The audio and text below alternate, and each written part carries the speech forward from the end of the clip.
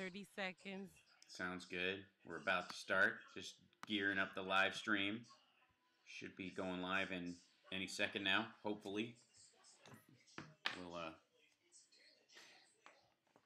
It's always a crapshoot when we're on the road. Hey, Ed. Hey, Rocky Mountain Mike. How's it going, people? What craziness this week. Just an emotional roller coaster. I have come here to chew bubblegum and kick ass. And I'm all out of bubblegum. Things are going to start happening to me now. Live exclusively for WCPT AM and FM in Chicago and streaming worldwide at chicagosprogressivetalk.com. Standing up and speaking out, here's Hal Sparks. All right, you primitive screwheads, listen up. To do the vibes. Good morning, everybody. This has been quite the week. In the last 48 hours, I think there's been such an emotional roller coaster in terms of what is happening in our politics in this country. On the one hand, the Republicans have passed through the Senate the most absurd change to our tax code in history, a 375-page bill that was released 2 hours before they actually voted for it, large portions of it handwritten or hand-modified. The bill now goes to conference in the House. If the House won't vote immediately on the Senate bill, it is entirely possible due to the fact that it lowers the corporate tax rate to 20%, that they will just jump on board, period, knowing that this is their opportunity to starve the social safety net and make it nearly impossible to solve the Gordian knot of revenue loss that they have created through this. This is sabotage disguised as a tax bill. There is no question about that. And gleefully, that is why many amongst the Republican Party will seem to do backflips, rescinding any ideology that they seem to have had before in terms of limits on constitutional power, on the power of the legislature to add or subtract rights or policies without open sunlight, viewing, glaring sunlight on the process, and openness, the freedom to know what your government is doing, all the claptrap you heard from them during the Obama years, where they are selling the idea that they are the more fiscally responsible party, and B, that they believe in doing things out in the open, that there's going to be legislation in response to how they viewed the Affordable Care Act being pushed through, which is being rammed down people's throats, literally is the language that they used in there, which, looking back psychosexually, says a lot about their fear matrix in their own heads. But basically everything that they complained about the Affordable Care Act, as far as process especially, was done ad absurdum in the tax process. This was literally them taking all their complaints, which largely were unfounded. They had far more input in this process, not the least of which there were big chunks of the Affordable Care Act that were simply cribbed from the Massachusetts plan that had been vetted by this process over the years. They had been incorporated into this. And believe me, there are parts of this tax reform bill, cut monster, that they cribbed from other things as well. They're basically just taking their wish list and codifying it into law. But all the complaints they had about not having hearings, the bill rushed through, it was too big to read during these times, we'll have to see what's in it when we're done. All those complaints that they had have all been just, this is it on steroids. This is it on acid steroids. It is insanity. And they know this. And they also know that all political signs, due to Donald Trump and the Roy Moores of the world, point to the fact that they will not be around when the problem has to be fixed. That they will not be running things when the bill comes due. And so that blame will fall completely on the Democrats during the time when they have to raise taxes in some area. And they will, by the way, still raise taxes in a margin that is, you know, less than what is needed, because what will be politically feasible will be so much more difficult. And essentially the goal is, and Marco Rubio said as much this week, that by literally creating more and more debt, both by the cost of the Iraq War tacked on top of this 1.5 trillion, which, you know, in all honesty, the variety of non-fantasy numbers have gone as high as this will add 2 trillion to the debt. The reason they're okay with this is because this is how they get rid of Medicare, Medicaid, and Social Security. They refine it down to an absolute minimum that they believe is the reality of the necessity of a social safety net. They think, due to their experience in the environments that they live in, that 20% of the people who currently get social safety net, anything, including Social Security, deserve it. And of the 20% that deserve it, only 5% need it. This is the mental picture that the Republicans have and will always have about the social safety net. And this is simply their way of culling the herd.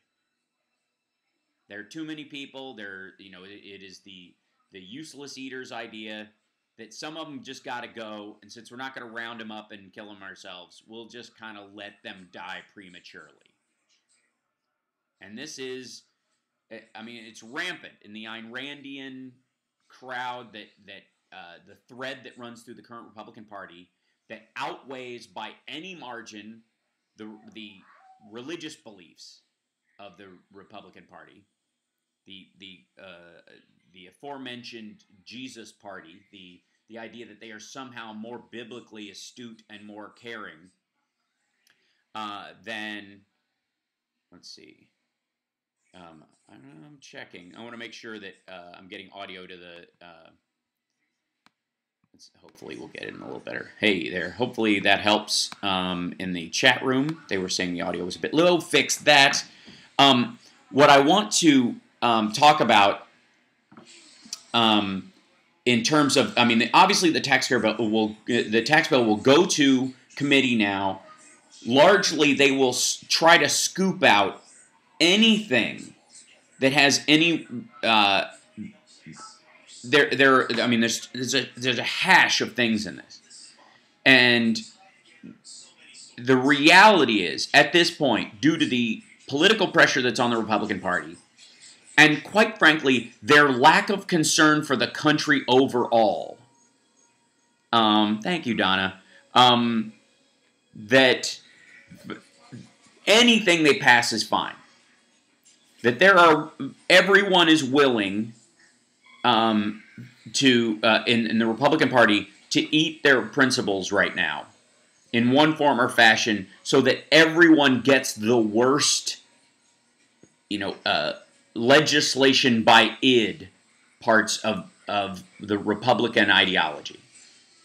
This is a love letter to Ayn Rand and a middle finger to Jesus. That's what this bill is. This is, Jesus was wrong about the poor always being with us. We can cull them from the crowd. This is a crowd of people who view themselves as religious conservatives, who believe that Christians are the most persecuted people in the world right now, who in no way represent the actual teachings of Christ, the actual teachings of Jesus. That when you hear these people saying we want to be, biblical in our view, they mean Old Testament stuff. They mean wage war on the next oasis because they have water and God led you there, and clearly that means kill those people. They mean keep the daughters of your enemy for yourselves. They mean slavery should be legal. this is the new biblical ideology of the Republican Party. And it is no more obvious than in their version of this tax bill. So we'll talk about that. And here's the thing. Let me be completely frank before we go to break. I believe in quality tax reform. I don't have a problem with the word being used. I have the word with it being misused. This is is tax theft. This is stealing from people who are. There's a target in this, and they will say people will say the middle class or the lower class. There is a very specific window that this tax bill targets for violence. There's abstract violence towards the poor. What you would call just involuntary manslaughter as far as how the bill goes. But there is murder on the mind of the Republican Party on a specific group of human beings in this country. And I'll tell you who they are when we come back. We got to take a break. It's the Hal Sparks Radio program, Mega Worldwide on WCPT Radio, Chicago's Progressive Talk. It won't be all gloom and doom today, because that bill hasn't passed through committee yet, and those people will have a chance to eat themselves, clearly. But we'll talk about Flynn this show as well. Holy smokes. 100% the reason why they're rushing this through. We'll be back.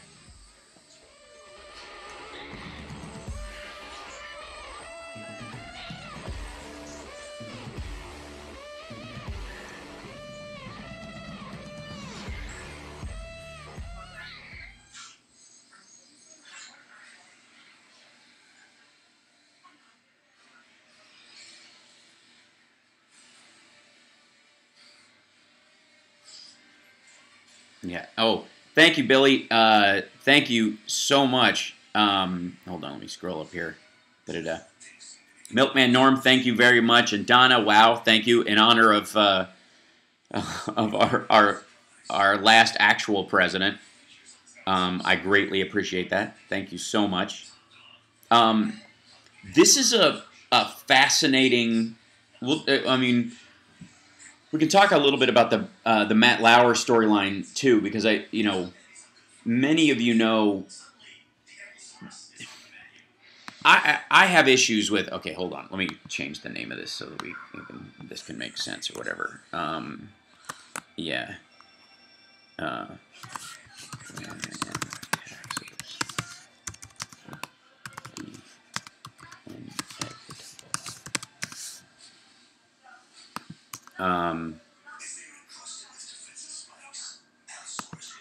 So I do want to talk a moment about the Matt Lauer thing, because I've been on the Today Show a few times. I don't think he was ever present when I was there. It was always one of those things where it was kind of like a fill-in space.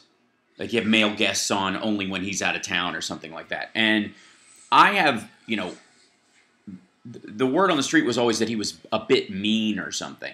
That there was a sense around there when I was there that it was like, oh yeah, but like a harsh boss kind of, just kind of like a jerk, like that. That was a huge part of it. Sorry about that, Carl. 30 seconds. Okay. I never knew it applied to his sexual behavior at the Today Show. And I think, like a lot of people, that once it came up, you were like, oh my God, this guy too? Well, I don't have enough time to cover this. We'll cover it during the next break because I'm running out of time. And there's something else I want to say about it. We'll get there.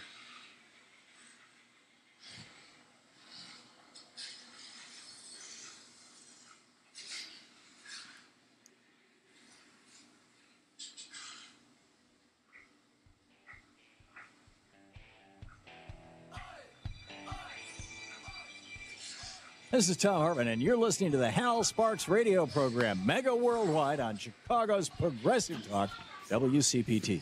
Welcome back. So this tax bill presented by the Republicans, which, by the way, is just them crowbarring their entire wish list into one bill. I mean, there are elements of the tax bill that involve limitations on the availability of abortion. There are elements in this, and they've been stripped out of the Senate bill, but they are still in the House bill. So we will see what comes out in committee. But effectively, all the things they weren't able to pass all year, since they think they'll be able to get this tax bill through, and they probably will, they are shoving as much stuff in it so they can call out these legislative wins during 2018. Understand that. Know for the fact that they're basically going to say, we got this for you, we got that for you, but it was all in the tax bill. It was all hidden under this envelope of the tax bill. Hidden from the regular voter and normal people through this bill, which, by the way, is fundamentally unpopular, hated across the board. Now, why is this bill in particular hated? What's the big sticking point? Besides it has something for everyone to hate in it, and a lot of legislation has that. That's the nature of going back and forth. That everybody will have something that they don't particularly like in a bill, and that's what shows bipartisanship. That's always been kind of the attitude. But what is it about this one that is particularly harrowing? Well, there's a couple of things. One is by eliminating the estate tax and lowering the tax rate on pass-throughs specifically. What happens as part of this is the codification of the rich as a class in the country, and the attacks on the what you can actually take off of your taxes as the average American. There's a window of taxes that create a huge shelf between the class point of lower middle class and wealthy. That effectively, it's as if they created a system where it's like a crab bucket. They've got a bucket full of crabs. The crabs are trying to crawl out. Every so often, one will get a claw hold on something and start to get up over the edge, and you just shake the bucket. So traditionally, there's been this theory economically that Wall Street and the big banks and other things, every so often they foment essentially a recession by shaking the bucket. This has always been kind of a conspiracy theory around the idea, and there's evidence to suggest that if they ever got a chance to really coordinate something like that, they'd like to do every so often. Because what happens is those same people will put the same money back into the same places, but at a higher rate. So you shake the bucket, and everybody has a harder time getting out each time. And the ones that do get out are just insanely, amazingly Steve Jobs ahead of everyone else and deserve it. But if your entire financial picture was wrecked by one of these things, you're not a keeper anyway. So they've always had that kind of attitude, right? And this actually legislates the shaking of the crab bucket as a normalization of the tax structure. It basically levels out people at lower middle class, unless their parents already had money, unless they already have a superstructure of financial stability that can weather any upcoming worry, or they are so rich in the case of like the Trump family that it will do. It's the too big to fail function.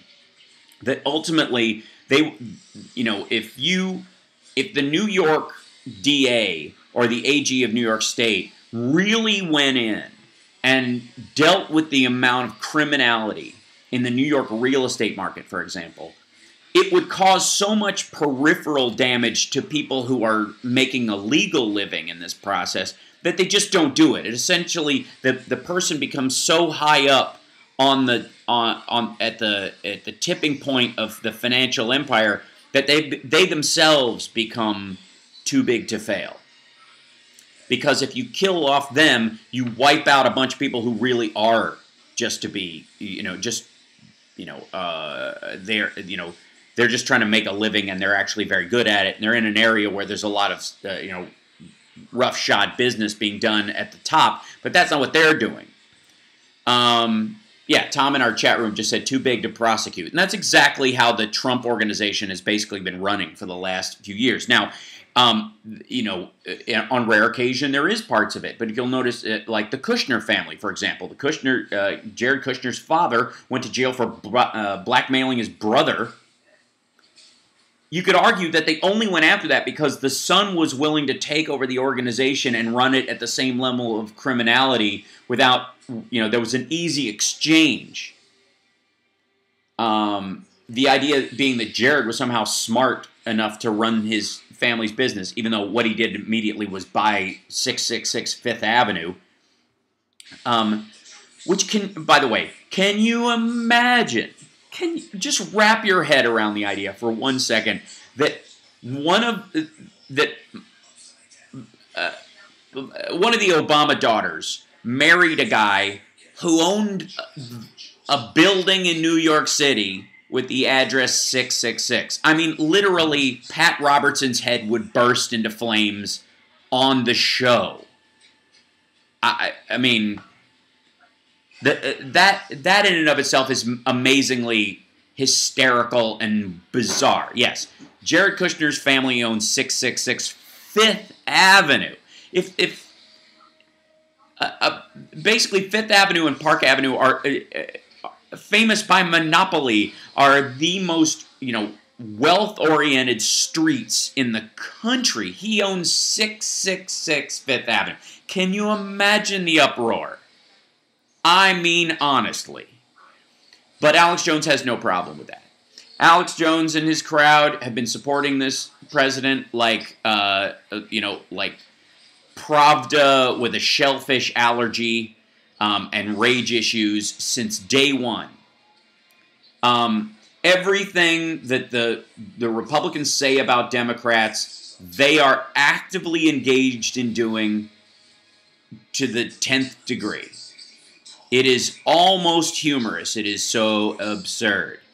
And I, by the way, chat room, I agree with you. I think Jared is in big trouble. I think ultimately that he is he's headed to jail as part of this process if he doesn't roll like Flynn does, essentially.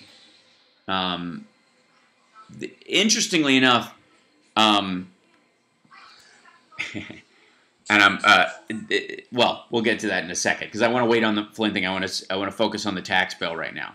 That this tax bill, and it is going to committee, and it will go through some bit of shredding process. There are elements that they have to do if they want to cut Medicare, Medicaid, and Social Security in the future to pay for some of this stuff. They are going to have to do it through reconciliation, meaning they're going to need 60 votes to do it. There is a very strong chance that there they will never be able to do that. So essentially, it will still just create more and more debt, and we will be at a stalemate fighting that. And at some point, we will come back to what is effectively a huge snap in taxes. So instead of moderating the tax cut, coming up with something reasonable, by lowering it to 20, they guarantee that in the future it'll have to be 45, but they'll get to blame Democrats for that. And then this will be this just vacillation, this ping-pong match of taxation, which they've created instead of a steady flow. Amos in our chat room is saying the relentless pursuit of money is the root of all evil. The argument was the love of money is the root of all evil, and I think there is an argument to say that. Freud, who was wrong most of the time, but occasionally right like a broken clock, said attention is the root of all evil, and I think you can see from a lot of the latest stories about people, especially high-ranking political and showbiz people. That attention is the root of all evil, that need for attention and that need for appreciation is at the root of a lot of their sexual misconduct as well, which we'll talk about a little bit later on the show if we have time, because we're going to put a pin in the tax issue for a while until they actually release the full text of what's going to be the bill from the House and the Senate, because if it doesn't vary much, it doesn't matter. But if it starts to matter, they'll have to release the full text of it. And that in and of itself, the upside is that I'm guaranteeing it is so poorly written that it will create massive loopholes and room for lawsuits. So prepare for that as a bumpy ride part of our tax code, just because they are so slapdash with it. That's the concerning part. That being said, when we come back, I want to talk about Michael Flynn. This is the extraordinary nature of Mike Flynn pulling a Papadopoulos and essentially going to, pleading guilty. He's now a convicted felon by his own admission. Is on the scale of political, moments in the criminality, White House level criminality, is easily in the top 5 of all time. It's stunning. And we're going to address some of those and what the actual charges were and where this points when we come back. It is the Hal Sparks radio program, Mega Worldwide on WCPT Radio, Chicago's Progressive Talk. We'll be right back.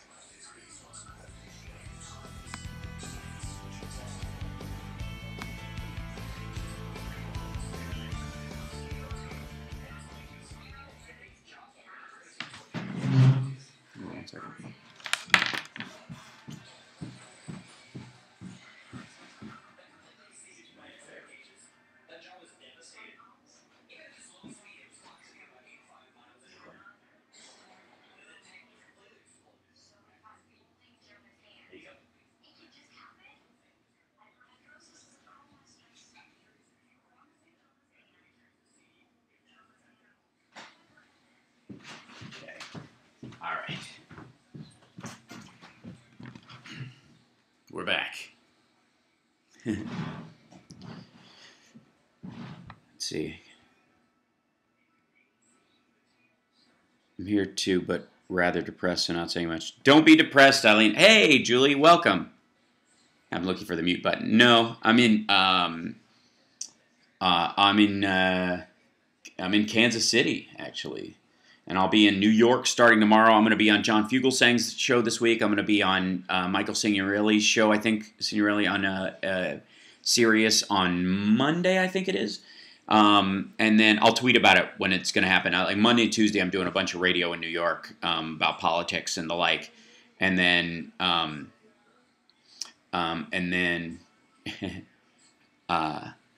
Rocky Mountain Mike. I will. I'll send you a DM afterwards and let you know. Yeah, I'm in KC right now. Yeah.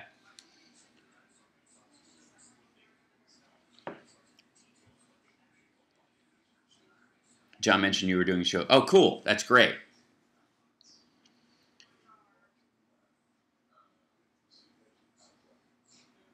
Wish I could afford Sirius Radio. What's funny is I pay for Sirius satellite radio because I'm on it every so often.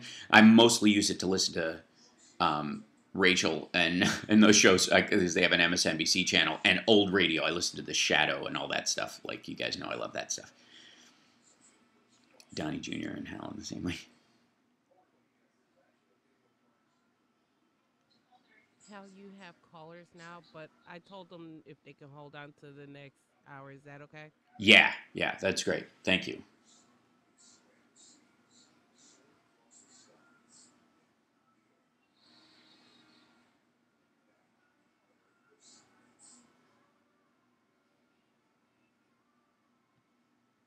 Mm-hmm.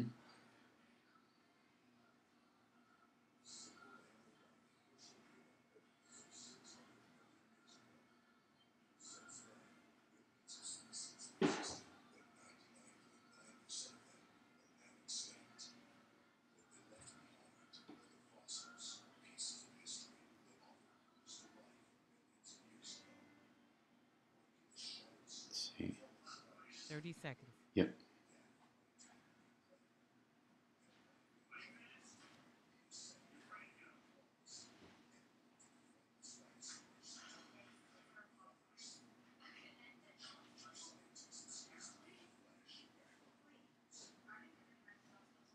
Wow. Thanks, Julie. Holy smokes. Euros even. Look at that. I feel so fancy. He's so European. One of a kind. All of a mind. Now back to the Hal Sparks radio program, Mega Worldwide, 773-763-9278.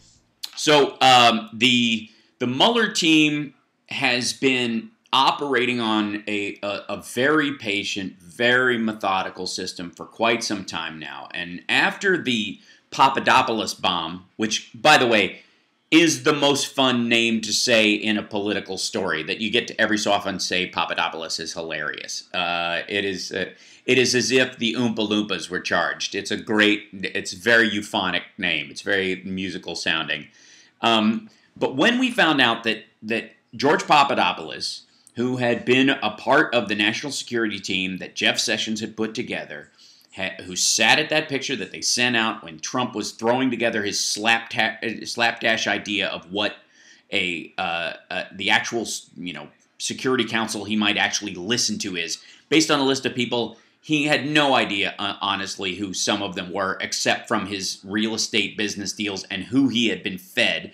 The question is ultimately, and I'm sure the Mueller team will get to this, is who fed him that list? We know he got his judges from the Heritage Foundation, but why was he picking certain people to be on his national security advisory team, and why did all of them have Russian ties, right? Okay, so Papadopoulos gets busted. Walking through Dulles Airport, just completely whisked away. Like, understand how this all starts, okay? So the Trump, this unraveling of the entire Trump collusion storyline starts to really gets a toehold in when Papadopoulos is walking through Dulles in Washington, D.C., the airport, and they arrest him in the airport. And I will love, and I'm sure it is the fodder of future books, how the process went down of them snatching this dude up and walking him out of an airport. Two federal agents grabbing you by the elbows and going, "You might want to come with us, sir." That kind of stuff. And doing it so well, by the way, the Mueller team scooped up George Papadopoulos so successfully that even the White House didn't know he'd been arrested, pled guilty, and processed in that time before he was already back on the street playing what has been called dial-a-crook ever since. And so the information comes out that for almost 2.5 months, George Papadopoulos had been in contact with former campaign members and administration officials, and during that time said and received messages from unknown sources all during this, they had found so much stuff on him that he had to plead guilty to this lesser charge, and he had to play ball. And, I mean, that in and of itself was amazing. The day it came out, the very next day, Sam Clovis gets pulled. The argument is that he either is going to cop the same deal or did already, which may or may not have directly led to them snatching up Flynn. Because a lot of this gets the idea that somehow most people, and I really believe this, most people are looking at this story like a mystery novel, like Murder on the Orient Express is out right now. If you haven't seen it, it's terrific. But a lot of people are looking at the investigation of the Trump administration's ties to Russia as if Mueller is going through it like a regular story, as if you find out one thing, and that one thing leads you to another thing, and that thing leads you to two things, and those two things, one of them's a dead end, and the other one leads you to something else. I would venture to say that the opposite is true. Oftentimes, if you will see in a mystery or a criminal story, that they have a witness to a crime who saw the thing happen, and in doing so, they have a ton of evidence. But to make it stick, because the person that they are going after is so big, they work backwards. We have all this stuff. On its own, it should be enough to convict any person. But these people are rich, they are powerful, they have a lot of political wind at their back, so let's work our way back. Let's start picking off people that will effectively round out our firing squad and make sure that we've got this locked down from multiple angles. The one thing that you'll always notice in the final moment of one of those Murder on the Orient Express ideas is that they've always had somebody blocking the door. I think if anybody has seen that, it starts with that kind of idea, like plant somebody by that door, because when this all goes down, that's the way that dude's gonna try to escape. I know enough about him and the crime, what it was done, and the place that I'm in, and the limitations of exiting it, that the only way out is that way, so put a guard on that door. Then we'll start the whole charade of, gee, I wonder who did this, when we've known from day one. And this is, there are basically two ways to find your way through a story. One is how the Washington Post handled the Nixon circumstance with Deep Throat basically feeding them information. They could not substantiate that from the start. They found out the full story, and then they had to backdraft the whole thing. And I feel like, viewing how he is handling both Flynn and how Papadopoulos and Clovis have gone down, the total lack of mentioning, even though it is obvious from even the reported reality that Mike Pence and Jared Kushner both have lied to the public about their relations with Mike Flynn, their knowledge about what Flynn was up to. They are all aware of this. This is, and Edward in our chat room saying, Hal, it's a RICO investigation. That's exactly right. That he is operating from a position of already knowing everything and effectively backing up and cornering whoever he is going after. When he went after Papadopoulos, he already had enough information to try him and convict him on multiple charges. And so he was able to make him cut a deal. Go to jail right now for a long time. Because a single one of the charges, by the way, a single charge, and Papadopoulos had two specific counts against him. One had a 5-year maximum sentence, the other had a 20-year maximum sentence. You can get 25 years for the one charge that he was up against. And he was going to get at least half of that. And there were 15 other charges, at minimum, against George Papadopoulos that were bumped, that were stripped, and in exchange for rolling over and giving them whomever he had been in contact with. We know now that Carter Page and Sam Clovis both were involved in the email chains that directed both trips to and conversations with the Russians during the campaign and after the campaign, when sanctions had been put in place by the Obama administration. And then suddenly after that happens, Mike Flynn, the shortest running national security advisor in the history of the office, who was allegedly fired for lying to Mike Pence, but I saw this whole thing, this whole Trump-Russia thing, and I thought this is a made-up deal. That he gets, Mike Pence says he lied to me, and that's why Flynn has to go. He was untruthful about stuff that I would have let him, and Trump saying I would have let him do it anyways. I didn't tell him to do it, but he should have done it. I would have been fine with he did it, right? He gets let go. There is no way, looking at the letter that Sally Yates gave him, the warning that Barack Obama gave them when he came in, there was no way that ignorance is the excuse for not knowing Flynn was involved with the Russians, was getting money from both the Turkish government and the Russians through pass-throughs to bring back that tax form issue. There is no way they didn't know.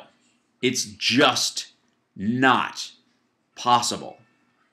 And so the idea is, well, we got to take a break. When we come back, there is the fact that Mike Flynn pled guilty to a felony charge of lying to the FBI, which is and the rung of things he was accused of, one of the lowest things. It is the you're getting off easy charge. The reason that he said okay to that one has to be twofold. One is the number of years he was facing if he didn't give them something, which is about 60 years, 60, at minimum, and or his son's involvement in what he was doing, and why his son was not named as part of it. And that could all change, of course, if he doesn't deliver. He must be offering something, and mainly, well, I'll tell you what it is when we come back. We got to take a break. It's the Hal Sparks Radio program, Mega Worldwide, on WCPT Radio, Chicago's Progressive Talk.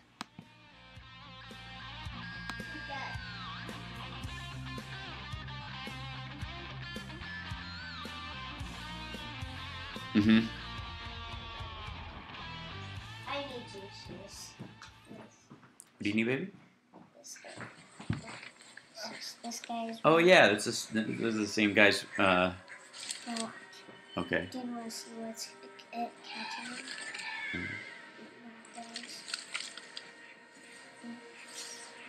Oh, are they something chasing him? Oh, is that a bear? No. Is that the short-nosed No, bear? that's not what's catching him. Actually, that is right. Yeah. It's a giant bear. It's a giant bear. Yeah, it's the short-nosed bear that we saw at the La Brea Tar Pits. Oh, the short That's right. Bear. You want to see what? I can. I gotta do radio. I'm still not done. Okay. Okay. Remember what we said? Yep. What's the rule? Yep. You know what? Yeah. You good? Yep. Everything okay? Yep. I think so. Everybody says hi, by the way. Cam. Thanks. Thanks. He says. Yeah.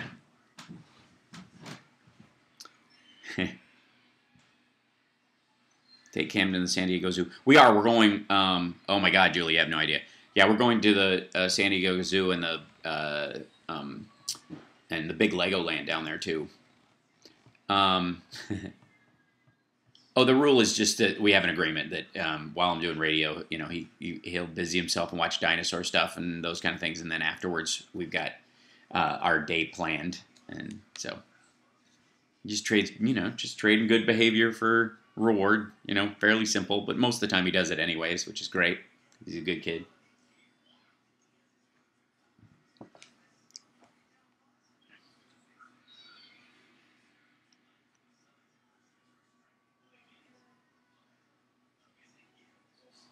Seconds. Hi, Camden. Lady B says hi too.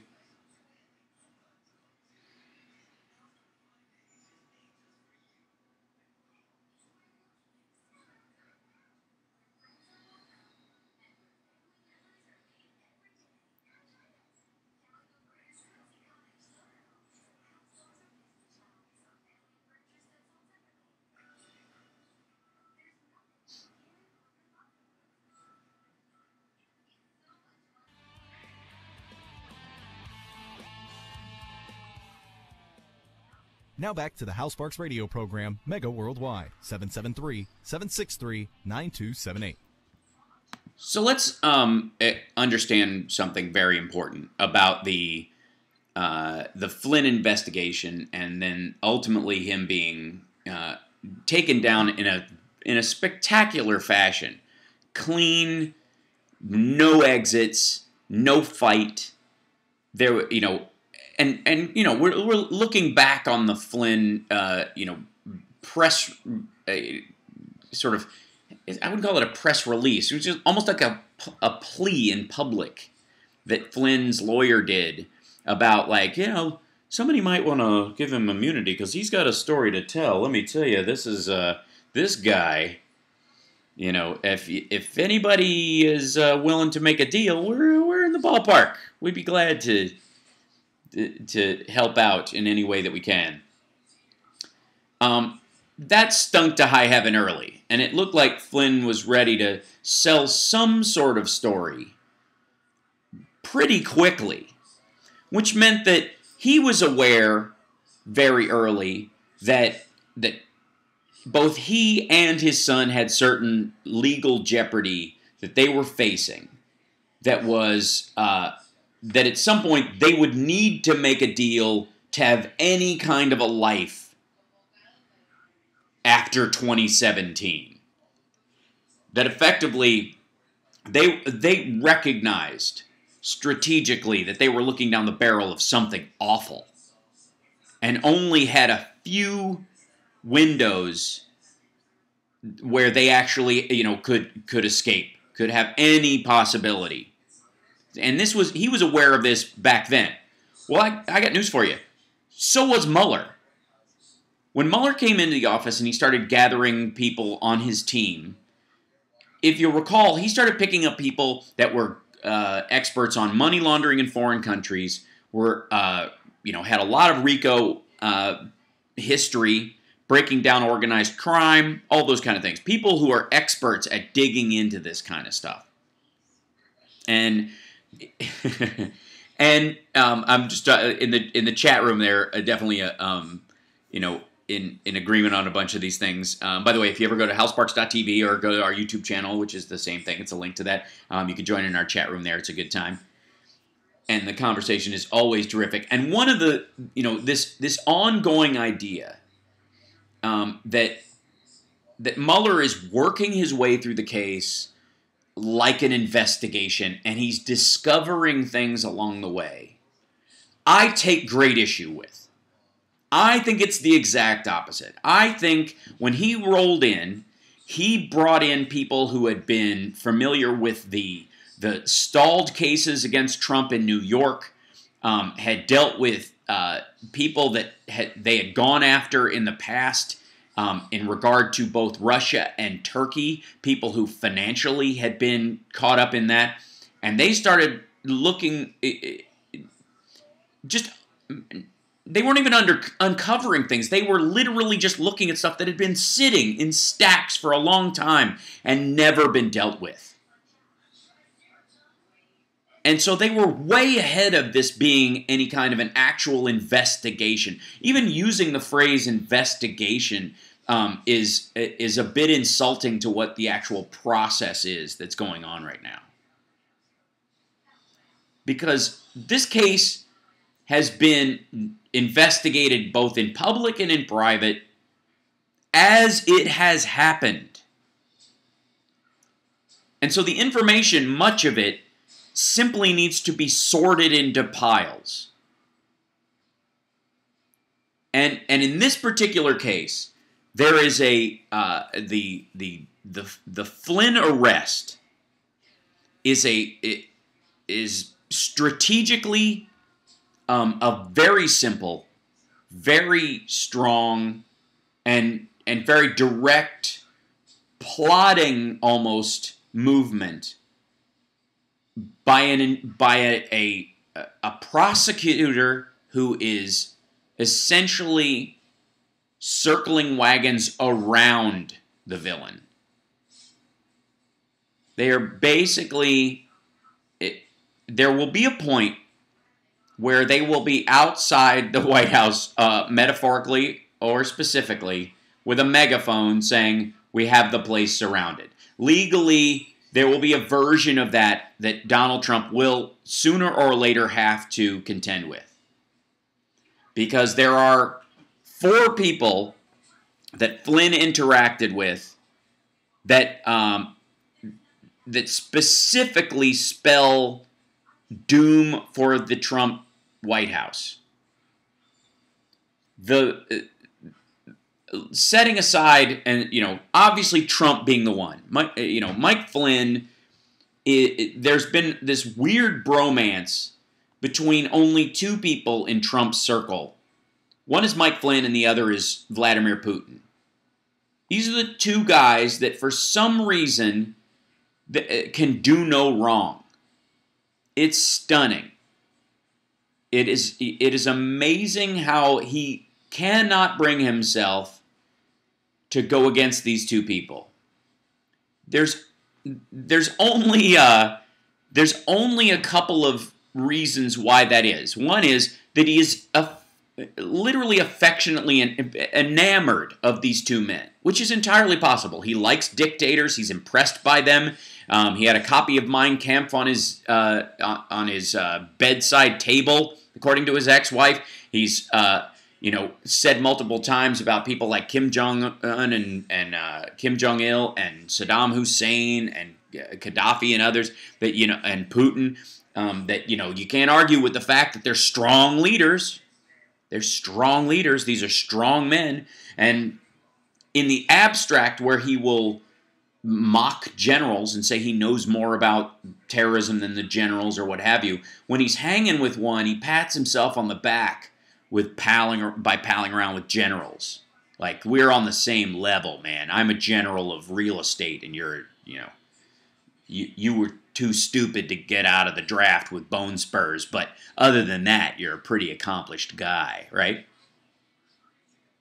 And in terms of that, he has had this kind of like inability to criticize either of these two men. And when it comes to Mike Flynn, it's even more peculiar. The second reason, obviously, is that they have something on him. And that is obviously a very strong reason. And most of us feel like if we were blackmailed by someone, if we took an interview and they asked us about our blackmailer, most of us would be sweating through that interview.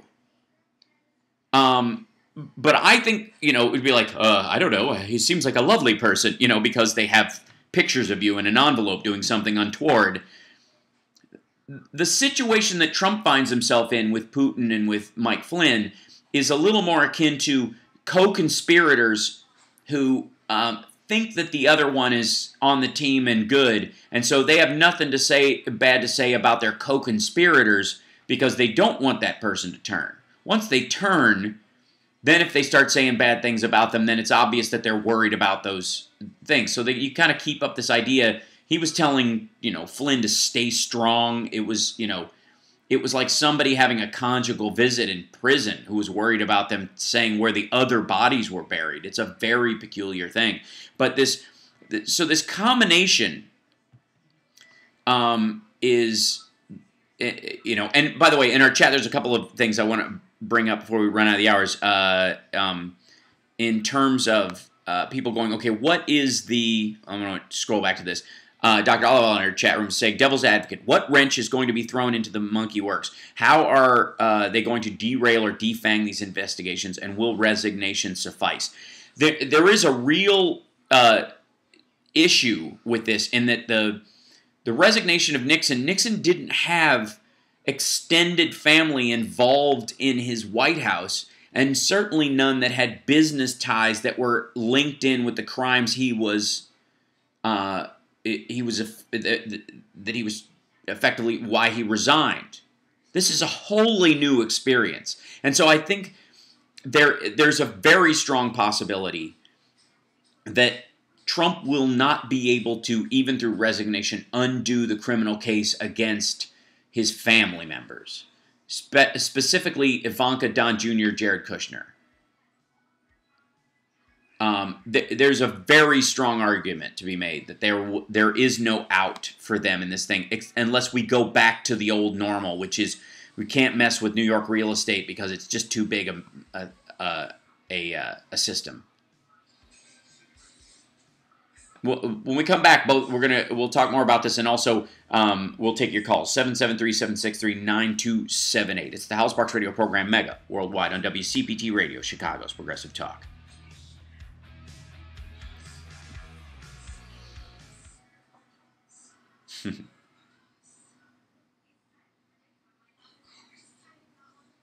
Yeah.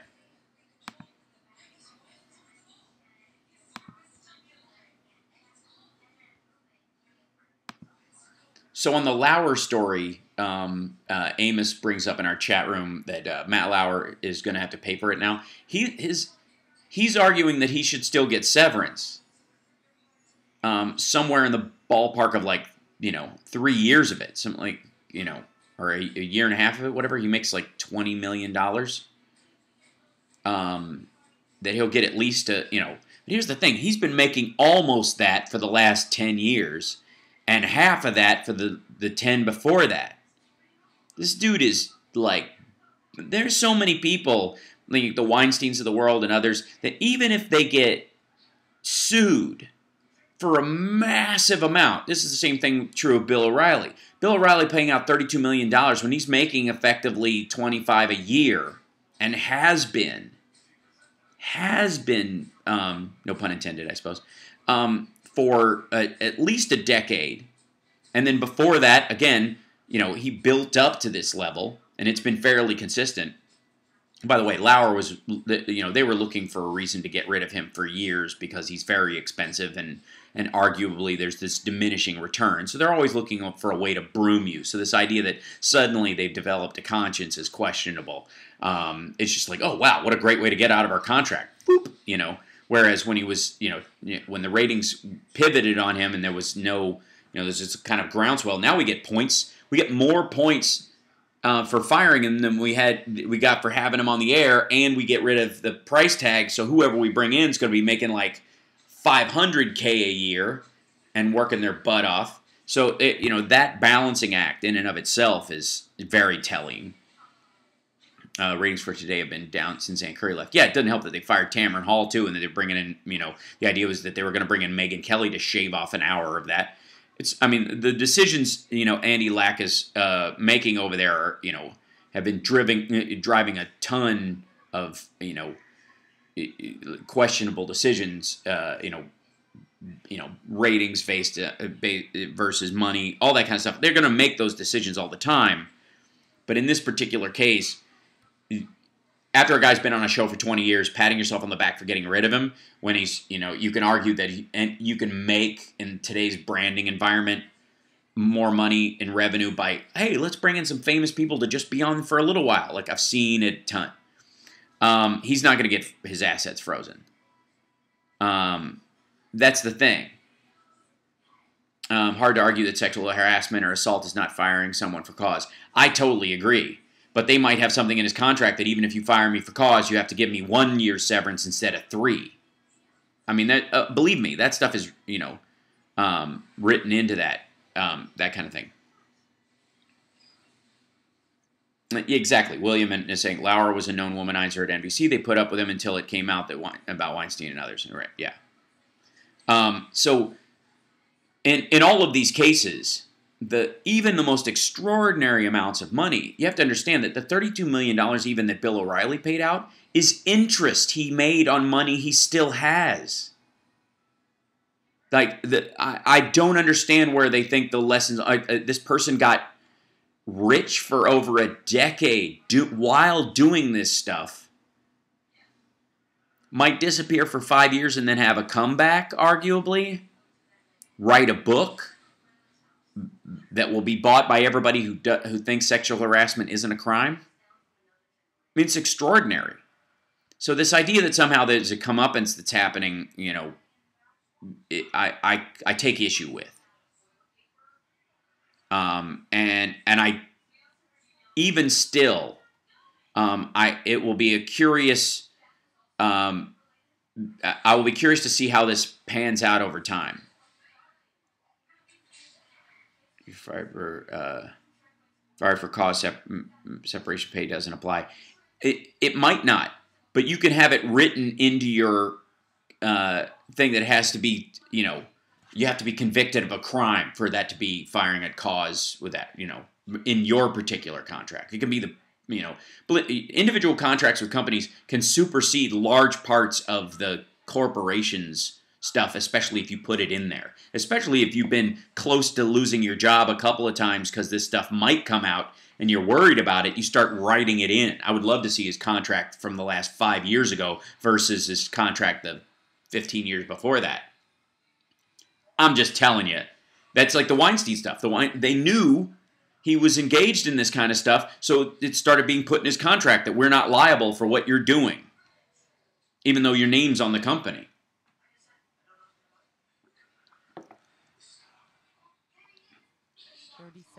Mm-hmm. So, again, I'm just not so quick to celebrate when I'm glad they're off the air and I'm glad they're losing their jobs. But the idea that like millionaires are losing potential millions and not actual millions, I don't know.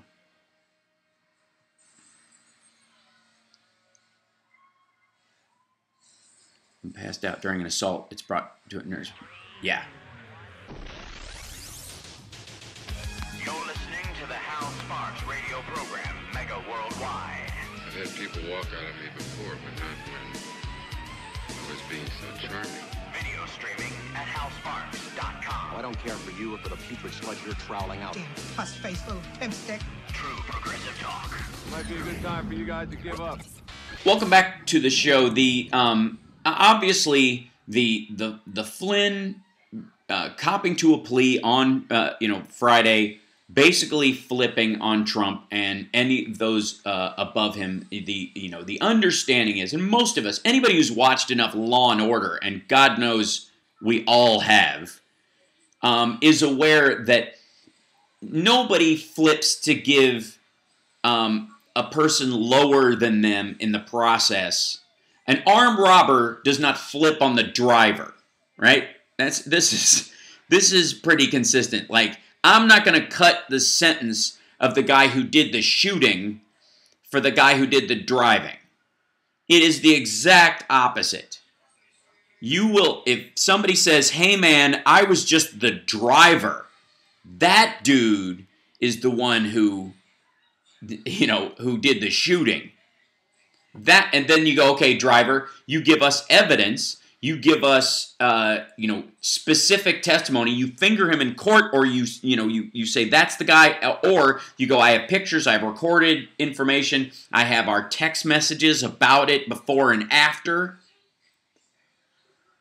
Then the prosecutor says, okay, tell you what, we're going to knock this down because it was a stolen car that you drove away in. We're gonna just bust you for aiding and abetting and grand larceny, and you'll get 2 years, and we'll do a suspended sentence, and you'll do time served for the other charges, and you'll be out in 8 months. But if during the process you as a witness don't help us bring down that guy, if the shooter is not convicted of what you are through what you're offering us, all the charges go back on the table. Everything. We're charging you for murder because someone was shot during it, and even though you just drove the car, that murder would not have happened if you had not gotten them there and gotten them away. And we're also going to charge you with armed robbery because you were part of the process, even though you never carried the actual gun. The guns were in your trunk at one point, so you were transporting arms for the use of weapons in a crime involving a gun. We're going to throw the book at you, essentially, unless this actually leads to us getting this other person. That's the deal that Papadopoulos made. And for all practical purposes, in what we're seeing, Papadopoulos made good completely on his deal. That is the best sentencing money ever spent in the history of any kind of prosecution. The busting of Papadopoulos and what he was able to give them insofar as Carter Page and Sam Clovis, and now largely the coordinating info on Mike Flynn and others, that will end in the fact that when Hope Hicks and Jared Kushner and Ivanka Trump and Don Jr. sit down in front of the intelligence committees and the Mueller investigation whichever is next and whichever they haven't done, or whichever they have to do again because they'll have to revise their statement again. They will be sitting there knowing that both Mike Flynn, Sam Clovis, and George Papadopoulos have all provided every email on every electronic device that they own for the last 5 years. Anything that's still on that hard drive on their computer. If they only store their emails in the cloud, George Papadopoulos has turned over his cloud password to Mueller's team. There is no way he hasn't.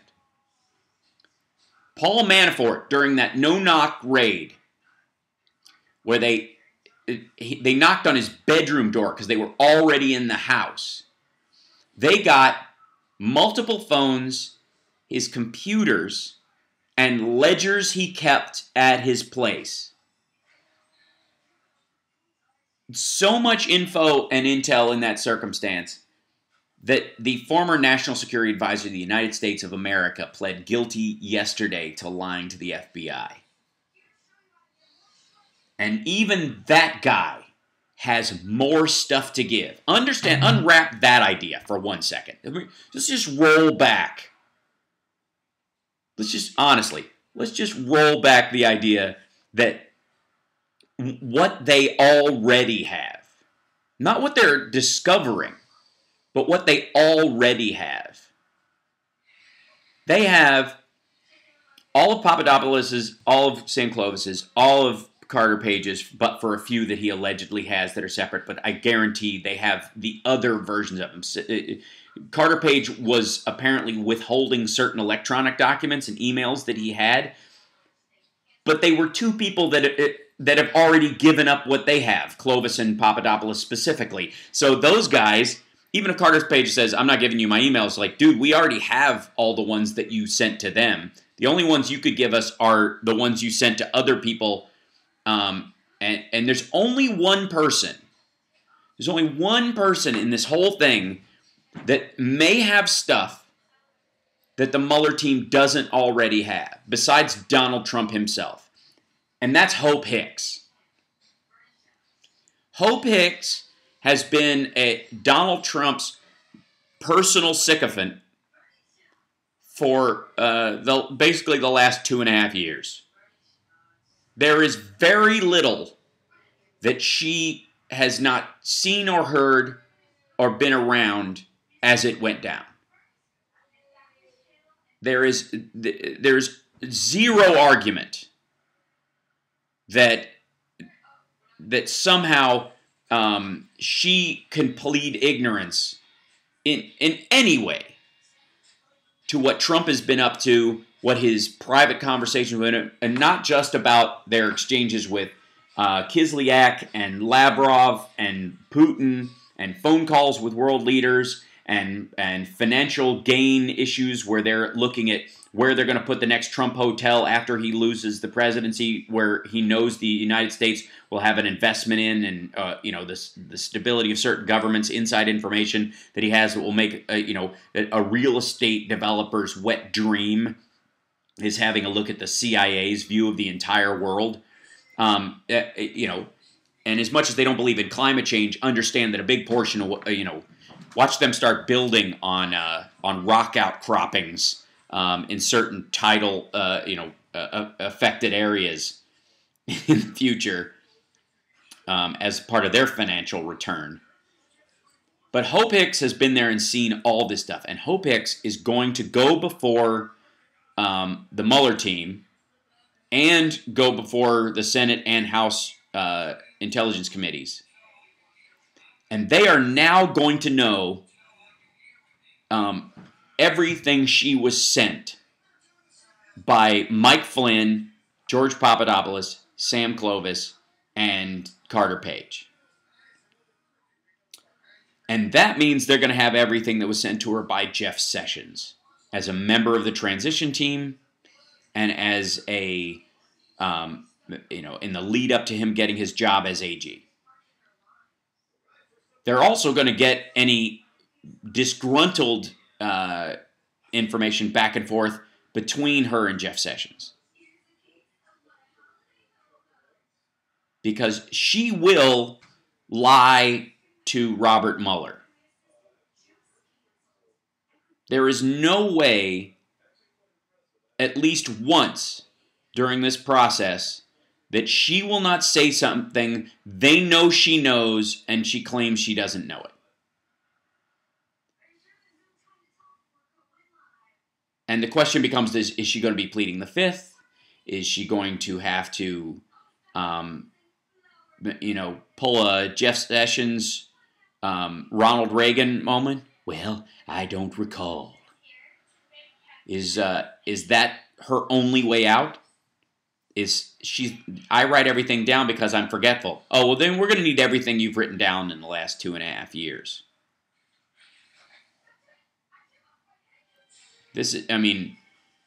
Mike Flynn's turn cannot be overvalued in terms of this. And again, this is all about affirming information they already have. Because what you want when you're going up a prosecutorial ladder is, you're on the third rung, you want the third rung to give you dirt on the fifth rung. And then the dirt on the fifth rung gets you the fourth rung easy. And then the fourth rung gives you intel on the sixth rung, which gives you the fifth rung easy. Nobody climbs a ladder with just their hands. You steady yourself below. And your weight is pressed on your feet. This is the same way. This is just guidance, and then the guidance results in the cementing of this information. Hope Hicks is in big trouble. We'll be back. It's the House Sparks Radio program, Mega Worldwide on WCPT Radio. Your calls after this.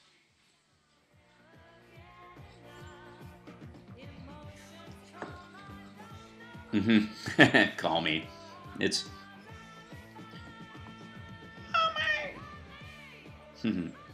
There's a yeah. There's a ton of stuff in this. This is I find it hard to believe. Okay, hold on one second. Hey, chat room. I want to go back through and talk to address some of the stuff you guys have been saying. As we go out. Let's see. It's amazing how many men have. Oh, right. Okay, I have to read that one in context. Hello.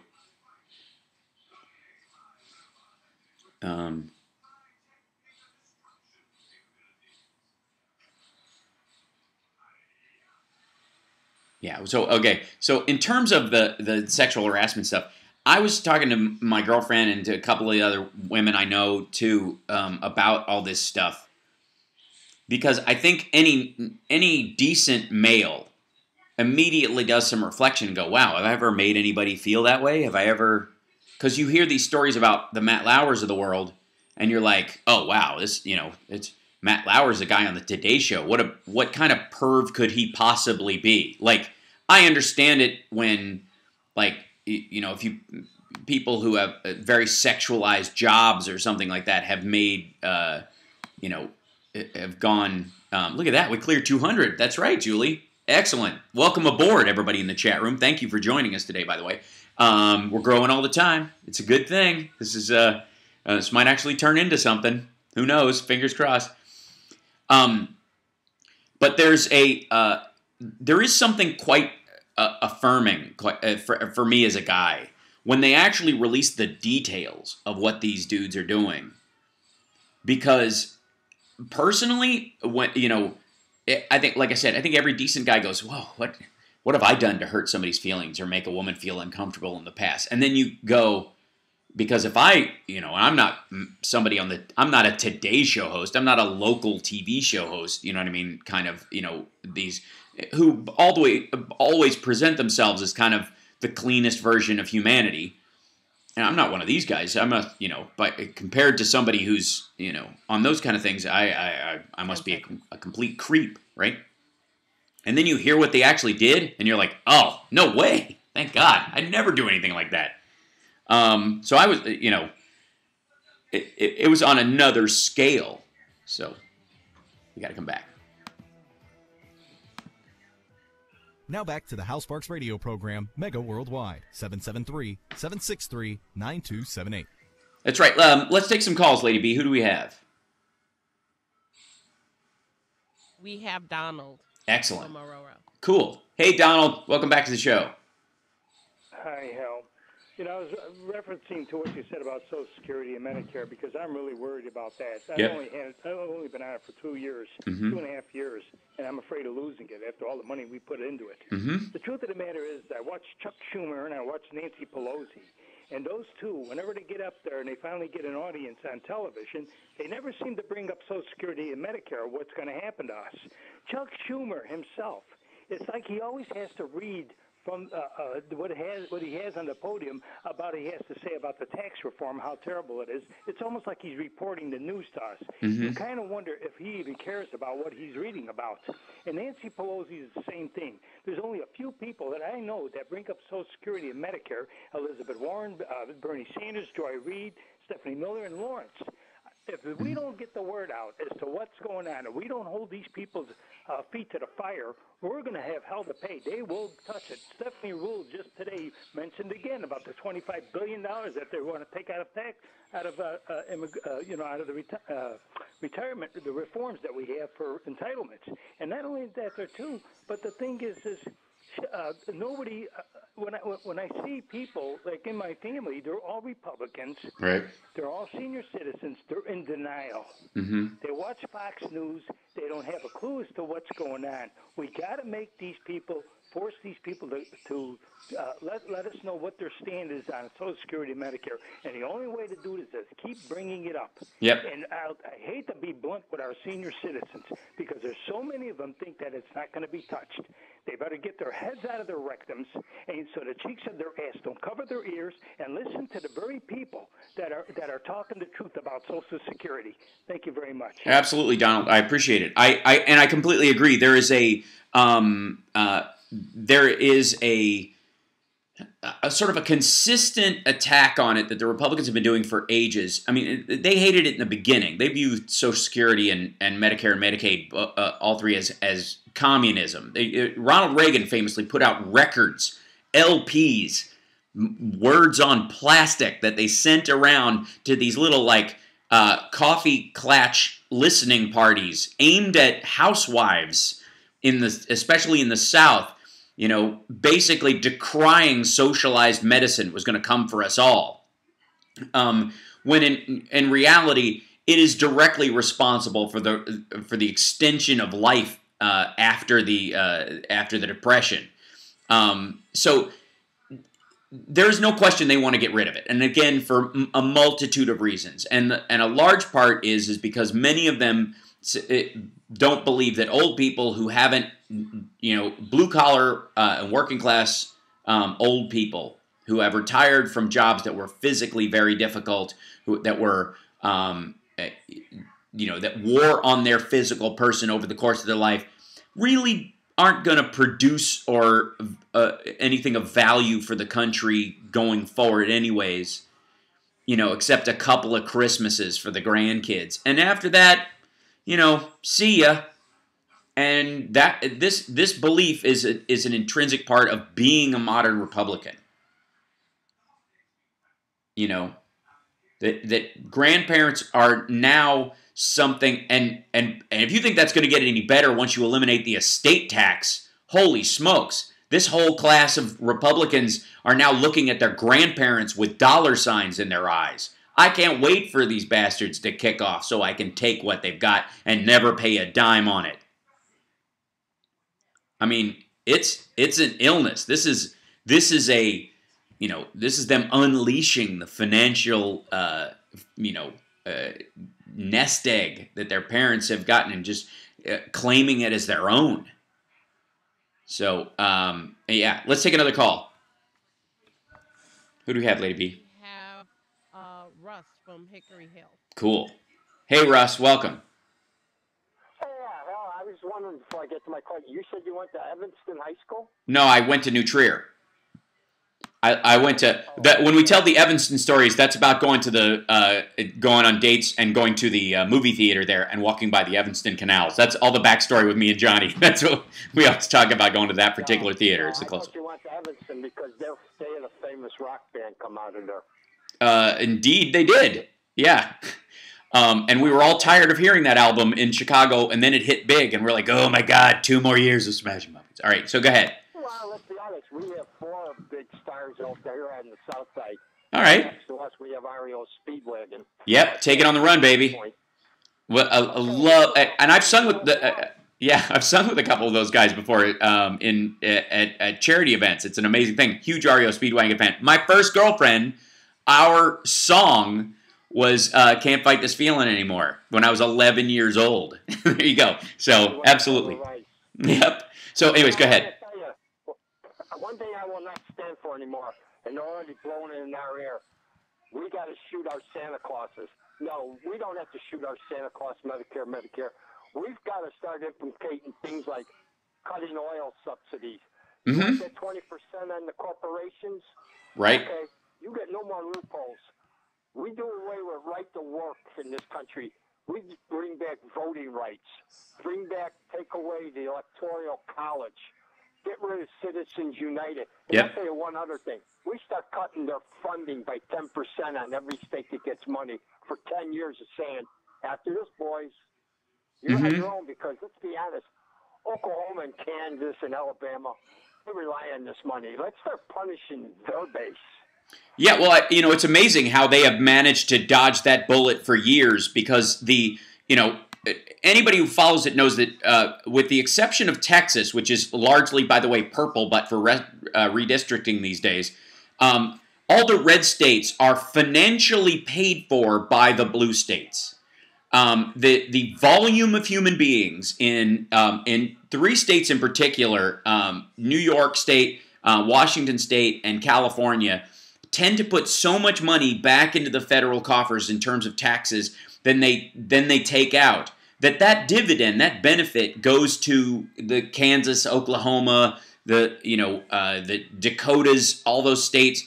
They benefit in an imbalanced way from federal dollars, and yet at the same time decry nothing but like states' rights, and the feds need to get out of here. And like, if the minute they did, their states would be destitute. All of the Kansas City school system is afloat.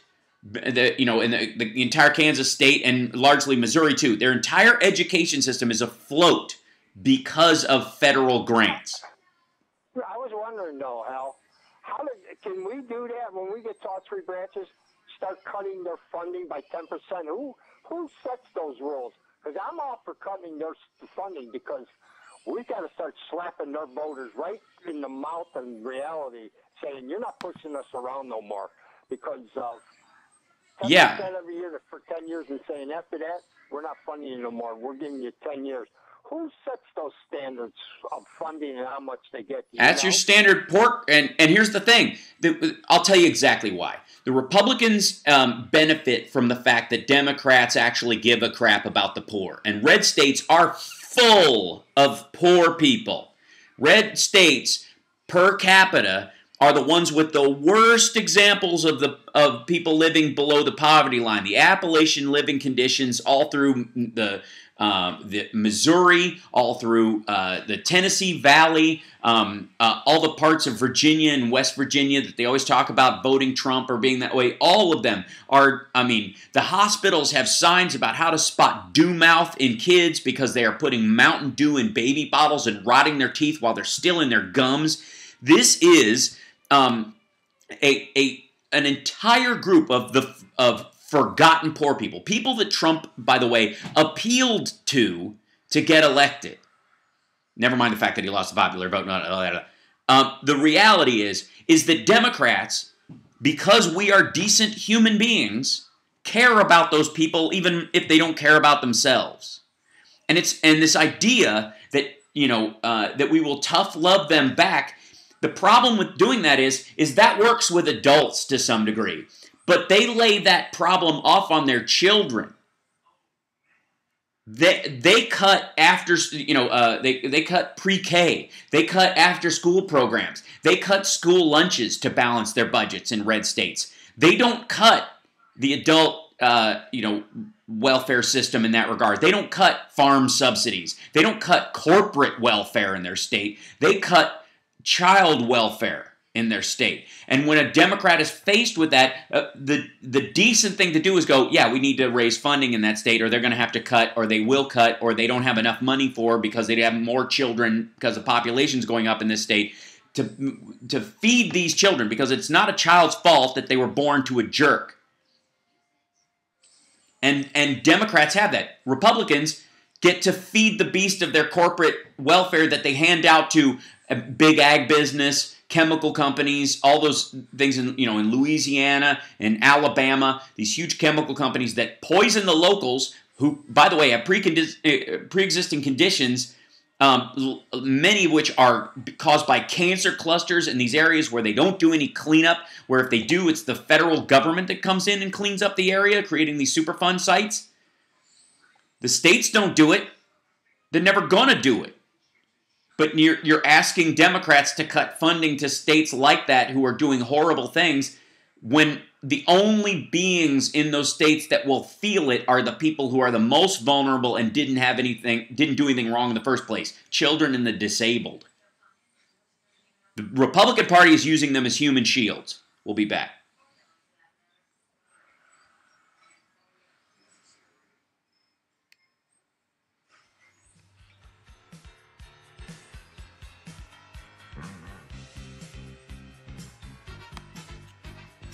Chat room, the point I was just making about the Republicans relying on the goodwill of Democrats essentially to fund state by state their after school programs, their school lunch programs on a federal level. Most of these red states only have public schools because the federal government pays for them, because they have given all their money away to giant producers of corn, to giant producers of chicken, to giant producers of toxic fertilizer and plasticizing agents. To keep those jobs in those states, they give those companies such huge tax breaks that it is up to the federal government to make up the difference for these states. And this is, it's so obvious when you travel through Missouri, Kansas, Iowa, a lot of these states. The more rural it gets, the more red the idea gets. And largely because there's not enough police. You can't have a police force, so a lot of people want guns to protect themselves because they live out in the woods and they're surrounded by other people just like them that also have guns, and it scares them because they all drink too much, and then they have, and then you've got that church shooter who's fired at by a guy with the exact same weapon that he has, after, by the way, everyone was dead. So I don't, this whole like patting yourself on the back that it was successful is ridiculous.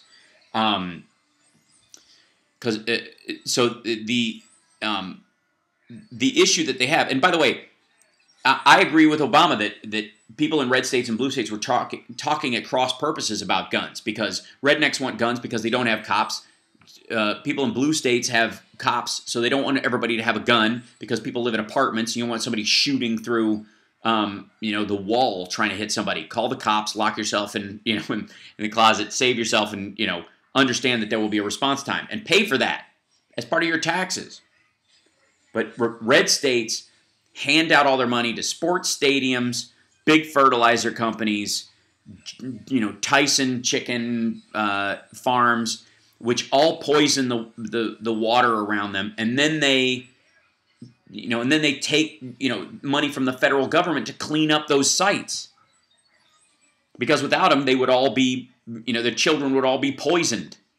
Yep, oil is obviously another one, and fracking. It will be the federal government that will clean up the Keystone Pipeline spill. that just happened. It won't be the state that fought through their governor, their senators, and their congresspeople to get that approved to go through their state. Thank you. The federal government will be the cleanup operation. You know why? Because that oil will get into the ground, go into the aquifer, and states south of them or north of them, depending on which way the water in the aquifer flows, will be poisoned by it.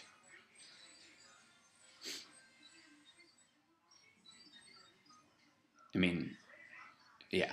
It's like a highway system. They actually think states shouldn't have to participate in the highway system.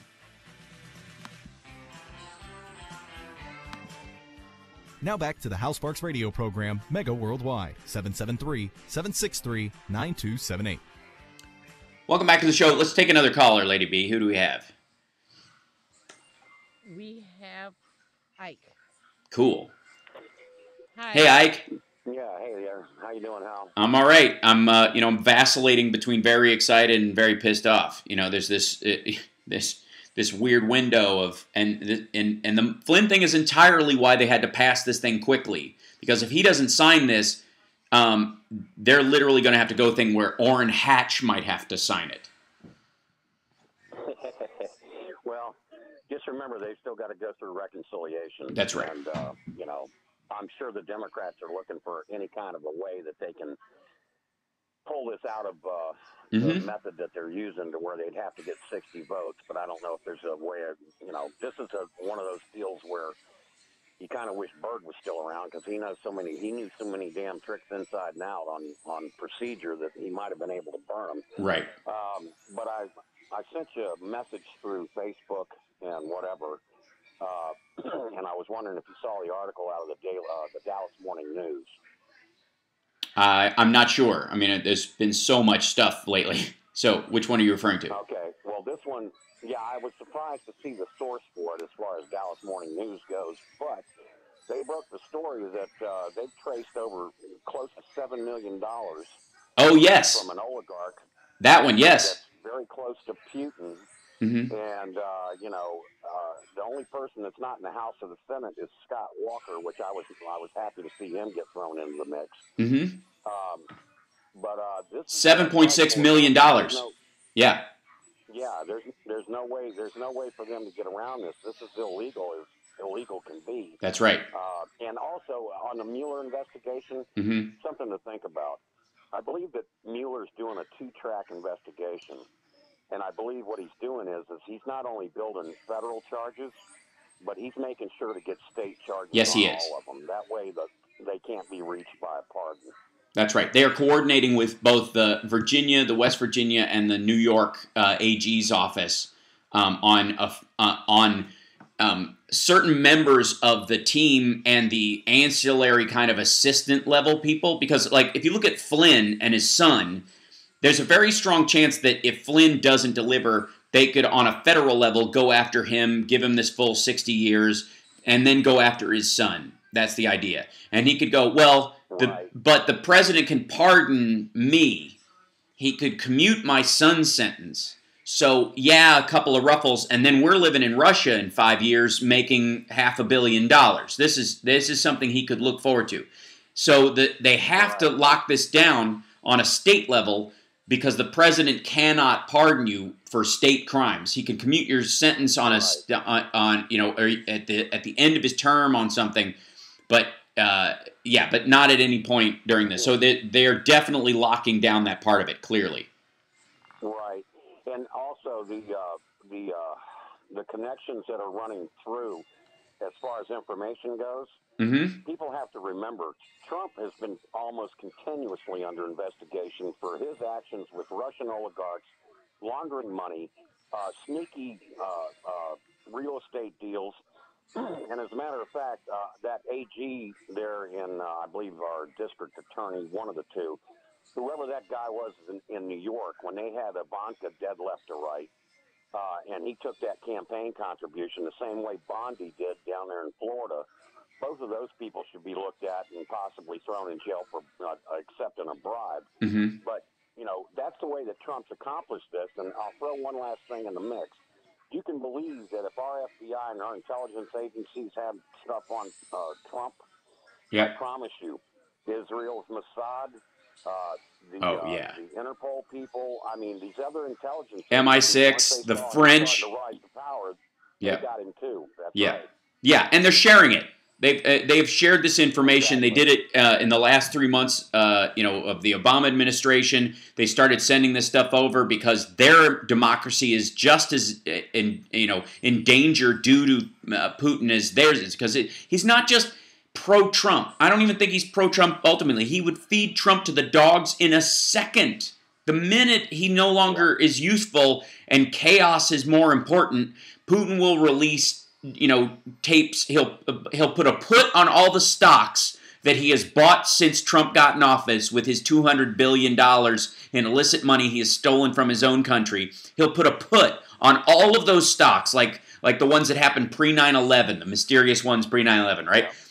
And then he will release the sex tape and a bunch of other stuff that will bring down Trump, and the stock market will dip by 5,000 points in a matter of weeks, and then he'll buy back into it. Because there's no such thing as right and wrong with these people. Everything is strategy. Everything is just betterment. This is financial Darwinism of the cruelest kind. These are wolves on a carcass. Yep. Absolutely. And hey, listen, one general comment for the for the show and also for the chat room. Listen, for these folks out here that keep bringing up this Bernie, should Bernie run in 2020 and whatever. Look, pull your heads out and let's start paying attention to right now in 2018. Right. Okay. Worry about 2020 when it gets here because you don't know, number one, who we're gonna be running against, because Trump and that crowd are all gonna be in jail or somewhere. And you don't even know if Bernie's going to be around by then anyway. I mean, come on. The guy's, anytime you get up around his age level, you're on sudden death overtime, just like I am at 65. Okay? Well, we wish both him and you all the health in the world, but you are absolutely right that it does not factor into who's going to be running in 2020 yet, and it becomes just an argument point, which is simply divisive for divisive's sake. What we should be doing is, if you want to talk about 2020, just celebrate the number of people who might be great and leave it at that, and focus on 2018 taking back the House and Senate, because it is absolutely possible, even with this big tax bill they think is going to save them from their own voters. It absolutely will not, but their donors will give them the money, but that's it. But our focus has to be on filling the House and Senate, not just with Democrats, but the best Democrats we can get. And every situation where we find ourselves in, where it's like, this is the lesser of two evils, and I blah, blah, blah, blah, shut your mouth and vote for the best person of the two. Period. Show up. And even if your state is blue and it's going to stay blue, or red and it's going to stay red, because you are enforcing a mandate at that point. You are saying the blue states are really strong on these ideals, and the red states are wobbly on theirs. You show up to vote. Appreciate the call. I really do. I want to get one more call before we take the break. Absolutely. Let's take one more call before we have to take a break. Who do we have, Lady B? We can take Vicky from Waukegan. Cool. Hey, Vicky. Welcome. Hello, Hal. Great show today. Thank you. I want to ask you about if this bill passed. I have a question, but before I say that, your crabs in a barrel analogy was absolutely spot on. Thanks. And they're targeting that specific group of people with just enough money to push them down or to shake out the bucket. That's right. And that's why. And so they're targeting that group. But for the younger people, the fact that they tried to put in a tax-free college education, $529 for fetuses, while they cut Head Start, public education, right. They let the tuition and fees deduction expire this year. College loans are not deductible next year. That's how they target the young people, because they benefit from an uneducated populace. Well, and by the way, they have plenty of time to gut that in the future. You know what I mean? They understand that this false giveaway. This is 3-card Monty. This is them showing you what's under the cup, and then the second later it's gone because they've already gotten rid of it. This is the same thing with them gutting Medicare, Medicaid, and Social Security. Is that by making it untenable, by making it far too expensive, they'll go, well, we have to. I mean, we have to cut it. We have to. Some people are just going to have to lose it. And you know who's going to lose it? The very young people they're promising all this BS to that will never see a dime of this help. And the people who are right now trying to get above water, who have just gotten a grip again after 2008, after President Barack Obama brought the stock market from 6,400 to 19,000, brought our unemployment from 10.1 to 5. During his tenure, Trump would have to continue his run for his entire 4 years to balance that out, and it is not possible. He will never be the president Barack Obama was, just fiscally. Never. And even with this giveaway. So, sorry, you get me on a tear, and I will definitely go. But go ahead. People, the resistance, lots of people, because I tell you what, for the folks that are addicted, and we don't have a big problem in this state necessarily, but for the red states, the fact that he appointed Kellyanne Conway as the opioid czar shows how serious he is about that. But the question I have for you is, if Democrats do take back the House and Senate in 2018, if this bill passes, this tax bill, can it be repealed, or is that just a done deal? It's just a done deal. There are elements of it that they will that they can chip away at. The best, if you ask me, the best strategic point that the Democrats could go through is start eliminating certain things as loopholes, to press it entirely as we're just getting rid of loopholes as soon as we come in. Because, by the way, this bill is full of holes because they have not checked it against anything. So it, as a piece of legislation, it's cardboard. It means nothing. The first wind of a good tax lawyer will be able to punch any savings through that somebody wants to cover. Private jets, the whole deal. You'll be able to make a case for any of it with this garbage. So what they can do, what Democrats can do, and what they will do, there's no way they won't, is that they will go through and line by line in all this stuff start passing smaller bills as as fiscally responsible movements to cut back on all these things. So basically, the well, it's like a Christmas tree. The Republicans have brought in a dry, rotten Christmas tree with glass ornaments and old glass bulbs that are all shorted out, and the Democrats will have to remove it from the House limb by limb. And they know this. And this will busy them up, by the way, during the entire process so that they can't do regular improvements that that the Republicans despise. So that makes me feel a little better that at least something can be done. Something can always be done. We've been through the Great Depression. This country's been through a civil war. This country has been through the civil rights era, which was a violent, horrifying mess that we're still healing from. We can solve any of Trump's problems. But the reason that these problems are being put in by the Republican Party is because it guarantees that we spend all of our time climbing out of the ditch and none of our time climbing up the mountain. And this is their way of, again, shaking that crab bucket on every level. The rich don't want to compete with smart middle-class people who are creating startups and their own companies and developing new and technologically advanced ways of creating business. This is GM looking at Tesla with fear in its eyes. And that's always been the case. And the Trumps of the world know that their entire financial structure is at risk from smart people. Women and minorities in particular seem to scare them as if there are no other white people who disagree with them. That's the hilarious part. But all these people who have a chance, upper middle class and middle class people who are like, I can do this. I believe in myself, and I've educated myself. I've educated my children. We're going to make that next leap. That scares the crap out of the Trump class because his family can't compete with people who've actually studied and gone to school. If they're up against them for deals, the only way they can do it is through theft and manipulation of the code. And they know it. That's what this is.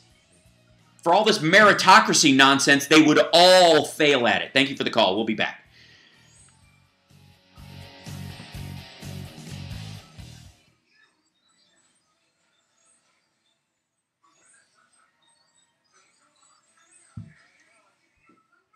There we go. Hey, Jude, welcome.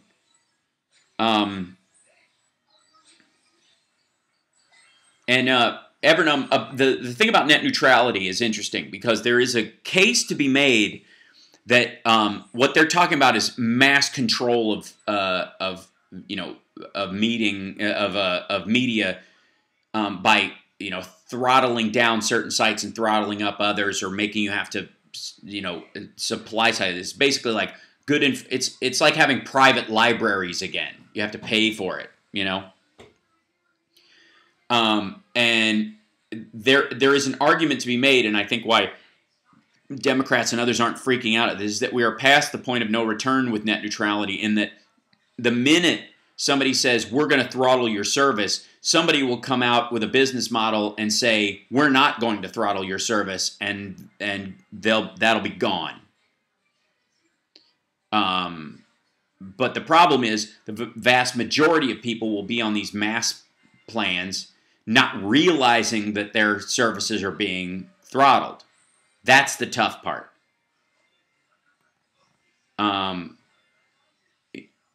It's that the difficult thing with if you're looking at any point, if you're looking at Comcast and others being able to say, okay, we're going to slow down certain websites that we're competing with or whatever, that's an antitrust violation too that will probably come up and compete with it. I think ultimately, I'll tell you what, this is the thing with net neutrality. Net neutrality and the argument about it, net neutrality is not okay. The lack of protection for it is for open internet is not okay. But I think what a lot of Democrats and a lot of Consumer Financial Protection Bureau types are looking at is 15 seconds. The first crime committed around it to completely destroy it, because it sounds like a business model issue that nobody really has an attachment to it. And the minute you find out that somebody's involved in antitrust or media manipulation, then it's different. Well, that's a bigger fight. We'll talk about that. I'll do a separate show. Welcome back to the House Sparks radio program, Mega Worldwide. It's now time for the happy ending. Welcome back. We've got a couple more callers, I think, Lady B. Do we not? We got a couple in there, so we'll try and get them in this segment. Yes, we do. We have Carl from Nashville. Oh, right on. Excellent. First iPad, Carl. It's a great day. Hey, Carl. Hey, well, thank you very much, man. It's a beautiful day here in Nashville. Can you hear me? Yeah, I can. Go ahead. Okay, cool. Well, I'm going to tell you like this right here. First of all, I wouldn't pay for 2 buckets of spit for Benjamin Netanyahu. But okay. I do know this about the man. Mm-hmm. He's pissed off at Trump because he told state secrets to the Russians, and so you don't think they would do what they can to get back for that? Yeah, well, they lost a Mossad agent in.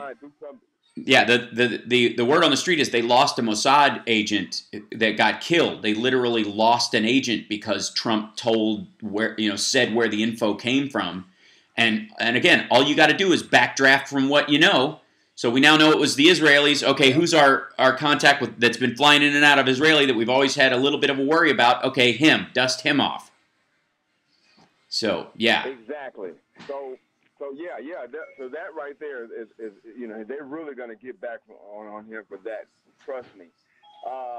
Number 2, I have really come to the conclusion. This is a conclusion that I've come to in my mind. Mm-hmm. I've watched this political theater play out for the past 30-something years. I watched poor evangelicals sit back and watch their Republican Party do them in the 1986 taxes with the trickle-down myth. I watched them let them cut taxes again when we had 2 wars going on under George W. Bush, and I'm watching them do it again when they're supposed to be a fiscal hawks. Yeah. And I've come to this conclusion that no more of this war is them. They don't know any better. I believe, and this is my firm belief, I believe that they are just as evil as the people that they vote for, and as long as it hurt people, they don't care. I see this as a war between good and evil, I believe it to be a holy war, and I believe they are on the side of Satan. And there's no way, because you can only use the argument that they keep voting against poor people. They keep voting against their own self-interest. If you keep voting against your own self-interest, eventually it is your self-interest. Right. You don't care what else happened to anybody else, as long as the people that you are serving get what they want. Yeah. And there's no way in the world that we can keep on saying, let's get these people with us. They don't care. Eventually, we're going to have to sit back. We are still in 2 wars, probably 4 or 5. There are probably wars going on in Africa that we don't even know about. And they're talking about cutting taxes for rich people, and a bunch of poor white people keep voting for them. Eventually, Hal, we're going to have to say, people here this is what they're interested in. And Appalachia and West Virginia and poor people in Alabama and Mississippi and all these poor states in Missouri. Hell, Kansas just did the same thing what they're trying to do right now. That's right. Busted their debt and deficit out the window. So eventually we're going to have to sit back and say to ourselves, these people are soldiers in their war. They don't care. They don't care if their baby has Mountain Dew mouth. They really don't care. Mm-hmm. And it's hard as a person they defend that it. has empathy and sympathy for other human beings to sit back and write these people off. But if you're not going to stand up and fight for yourself, if you're going to keep on, they have lost their moral. Look at in Alabama. Mm-hmm. They are, when I call them evil evangelical hypocrites, I'm not saying that for a laugh or a giggle or a chuckle. I mean this. Look at the 700 Club. Look at the hatred that comes from that man. Look at the hatred that comes from these southern churches that peddle hate at the same time talking about love for Jesus and God. Those two things do not go together. You voted for a man that's immoral. You voted for a man that's a sociopath, and you know this. You've seen the videotape of him saying he likes to grab women by the vagina, yet you still voted for this man to be your president. No, you get no more passes. You're on the side of evil. You're an evil army. I don't care how many times you go to damn church. I don't care how many times you sing in the choir or bake cookies with Sister Johnson. You're evil. You are soldiers of Satan, and this is the way I look at this. Understood. Period. Right. Well, I have argued many times and mentioned over the last little bit that this weird confluence of this Ayn Rand in Christ clothing nonsense that they purvey is simply like every so often an artist on the downswing will release an album of Christian songs, and suddenly they're financially flush again. They never actually believed any of it. They certainly never came back to the fold after having been Christian and decided it meant something. They just knew it was a really good way, whether they believed what they were singing or not, to cover themselves. And being in Nashville, you know exactly what I'm talking about. Most of them, and the behavior during is absurd. The fact that they are, that they, while they're making these quote unquote, the gospel records, they're cheating on their wife. They're, locking their kids in their room and screaming obscenities at them. All these stories come out about these people, and you realize, oh, this is just a way of making money. Then you have to go, okay, there is no worse way to be an affront to Christian values than to fake them. Jesus was harshest about hypocrites more than anyone. This was who he hated, was the hypocrite. And there's a reason for this, because that was the only people who he had to fear would bastardize and destroy his message, ultimately. And that is exactly what has happened. The modern Republican Party could not care less about the poor or about children or the unborn or any of that. They know, though, that people who have an emotional connection to those things live in constant fear of not being right or in control. And so they sell them access to a fantasy in exchange for their souls, which is amazingly cheap.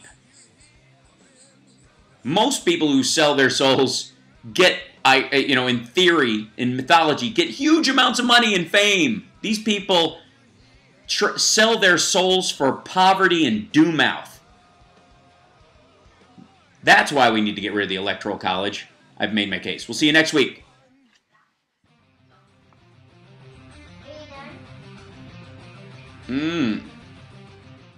King's X, everybody. Thank you, Lady B. Signing off. I can't believe we got through without a ruffle this week. Fantastic. Talk to you soon. Okay, bye. Bye. Enjoy your day. Thank you. Bye-bye. She's always in the middle of doing those things, whatever. So thank you, chat room in general. What was that about eliminating the Electoral College? I was just throwing that on as a tag at the end, is the idea that the Electoral College creates an imbalance where it's not humans who are voting with the Electoral College, it's land mass. That huge states with very few people end up with far too much representation legally and governmentally, and that's unfair to actual living human beings. The Electoral College is a way that landowners, and this is left over from, when the Founding Fathers were trying to win over people who were used to a lordship-style system in England, that they would have, boroughs and rotten boroughs and all this stuff, which were, people with 19,000 people in them and one voter. That was what that was based on, right? And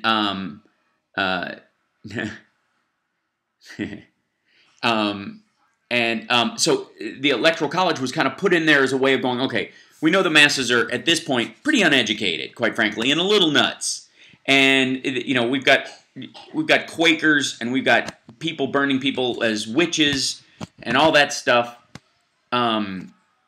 So, yeah, we get it, that until such time as we're able to establish a decent public education system, an Electoral College thing might be good, that occasionally will wrest back the true democracy from an uninformed democracy, which is a very, it's an argument worth having. Okay, it is. It makes sense, right? To some degree. Once you've got a populace that can't argue why they're uneducated and we're not, religious fiefdoms anymore, then it's totally outlived its usefulness. The Electoral College needs to go. That's right. And Amos, you wrote just what I was saying as I said it, of course. So, and the Electoral College was created to appease the slave owner states. That's partially true, but it's also the slave owner states were peopled with the same kind of people who also believed that people who had acquired land and were better at cultivating it should have more of a say than people who were drunkards living off, the dole or whatever. And that's if you're picking someone to drive the car, that's an argument worth having. I get it. I have more faith in the electors than I do, Hal. Be realistic. Yeah, I do. No. I did initially. What I'm saying is, in history, bottom line, the founders did not believe in democracy. They feared it. That's not true. No, they just knew that it had to be managed, and that's true of freedom. Like, you could say freedom all you want, but you mean managed freedom. They didn't hate democracy. They knew that getting people from living under a dictatorship and being used to monarchy for centuries to democracy was a process. And it would take time. And part of it that's why it was a living document. Even the founders weren't a monolithic body. They believed different levels of things. So it's important to not, get too much into the founding fathers were gods or a mess. They were men, and they made the best judgment they could in many ways at the time. And some of them made terrible decisions they knew were awful at the time. And there's a mix. That's true. Now we've enshrined an oligarchy. I don't know if we've enshrined it, but we've made it possible. And that's why I think the Electoral College has to go. We need to give the founders a break on some of the issues. We can't blame the Wright brothers for not flying to Kitty Hawk. That's right. It's the same thing. Half of money, stats, and politics were I don't know what that's the word is. All right, sentence. Power member of the rabble. Right. What are you laughing at? This newborn baby is drooling. Oh. All right, I gotta go. We're gonna go. Camden and I are gonna go for the afternoon. I'd stick around and talk to you guys at length, but he and I are gonna have some fun. How do we get the Electoral College? So how do we get it to go? The states grouping together to say that they will vote with the popular vote as opposed to the Electoral College is the way to do it. More states signing on with guaranteeing that they will give their states' votes to whoever won the popular vote. Their Electoral College votes go to whoever the winner of the nationwide popular vote. That's the way to do it. Because after you've had a few election cycles where that exists, there is no need to have the Electoral College anymore. It will take 4 cycles, I would guess, meaning 2 midterms or 2 midterms of people getting in there that are interested in it. States, governors. That's why you have to vote for who your Secretary of State is, especially very carefully. And then after 2 presidential cycles where we do that, the third one, the conversation will start about getting rid of the Electoral College, since most of the states will, a majority of states will start giving their votes to them. And then the 4th year, it will have already happened. It will be voted in. It's a 20-year process. Sorry, but that's true. You guys are awesome. I will see you again next week. I'm glad it all worked this week. It always makes me happy when actually this stuff works. So anyways, hopefully that explains it. You guys are awesome. I will see you later. Okay, bye. Take care. Enjoy yourself. Have a beautiful weekend. Enjoy the fact that Trump is going to probably, I think it was on Nicole Wallace's show. Somebody said his next job is feeding the pigeons. We'll see ya.